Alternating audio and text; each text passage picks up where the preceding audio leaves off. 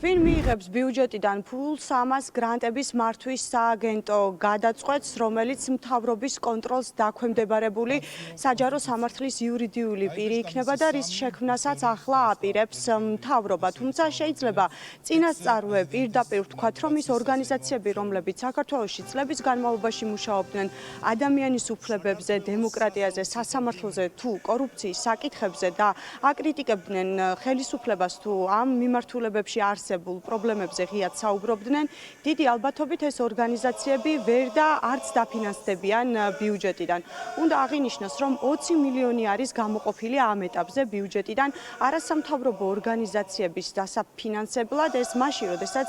მილიონიანი დახმარება შემოდიოდა საქართველოში, სწორედ იმიტომ, რომ ბიუჯეტიდან არ დახარჯულიყო ეს თანხები და მაშინ, როდესაც საქართველოს ბიუჯეტი ქვეყანაში არსებულ უმნიშვნელოვანეს გამოწვევებსაც კი ვერ უმკლავდება, ახლა 20 მილიონი გამოიყოფა იმ საქმისთვის, რა საქმესაც აქამდე ბიუჯეტის გვერდის ავლით დასავლეთი ისედაც აკეთებდა და ეხმარებოდა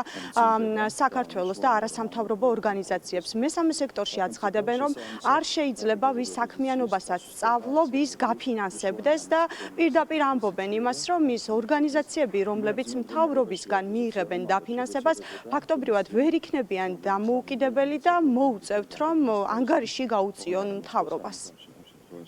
ისინი ყოველდღიურად ავლებენ საკუთარ სახეს არჩევნების უმაღლეს დონეზე. ჩატარება კიდევ ერთხელ ძალიან დიდ განვითარებასთან. მოგბრობით ეს ხო რეალურად გადამწყვეტი არჩევნები იყო, თქვარი რეფერენდუმობა ქართულ ხალხს იმისათვის, რომ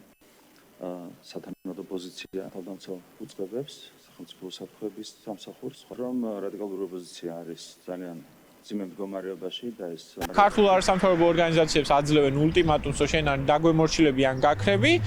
ეს არის რაღაცა მათრახის პოლიტიკა და თაფლის პოლიტიკა შეგვიძლია უწოდოთ იმას, რომ აი თუ დაგვემორჩილები, მაშინ რაღაცა ოდენობის თანხას თქვენს ორგანიზაციას მივცემთ. ეს არის ძალიან მარტივი ტაქტიკა, რომელზეც რა თქმა უნდა არც ერთი რაღაცა დემოკრატიასა და ადამიანის უფლებებზე მომუშავე ორგანიზაცია არ უნდა წამოიგოს. ეს არის უბრალოდ ასე ვთქვათ შეფუთული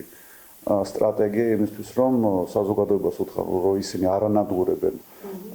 არასამთავრობო სექტორს, სინამდვილეში მათი ამოცანა არის სწორედ ეს, რომ გარე დაფინანსება მთლიანად შეწყვიტონ და თავის თავზე დამოკიდებული NGO-ები, რომელსაც ჩვენ გონგოებს ვეძახით, მათზე გასცენ გრანტები და ასე ვთქვათ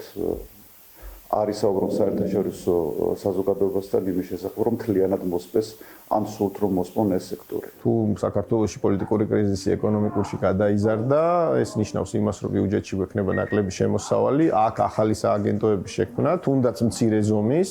დაკავშირებულია ექსტრა ხარჯებთან და აქედან გამომდინარე, აქაც ცალკე სიპის შექმნა, მაშინ როდესაც შეიძლება სხვა ფორმით ამ გრანტების გაცემა შეიძლება არ იყოს აუცილებელი. შეიძლება ითქვას, რომ ერთადერთი დამოუკიდებელი რგოლი ქვეყანაში, რომელიც დარჩენილი იყო და მთავრობის კონტროლს არ ექვემდებარებოდა, ეს იყო და არის მედია და არასამთავრობო ორგანიზაციები და როგორც ჩანს, ახლა ქართულ ოცნებას სურს, რომ არასამთავრობო ორგანიზაციებიც თავით კონტროლ ქვეშ ყავდეს, ის ორგანიზაციები, რომლებიც არ დაემორჩილებიან ქართული ოცნების პოლიტიკას, ეცდებიან, რომ გააქრონ მსგავსი ორგანიზაციები და შექმნან ამის პარალელურად ორგანიზაციების ერთობლიობა, რომელსაც თავად მთავრობა დააფინანსებს და სწორედ ასე შექმნას იმიტაცია, რომ თითქოს ქვეყანაში დამოუკიდებელი არასამთავრობო ორგანიზაციები არსებობენ.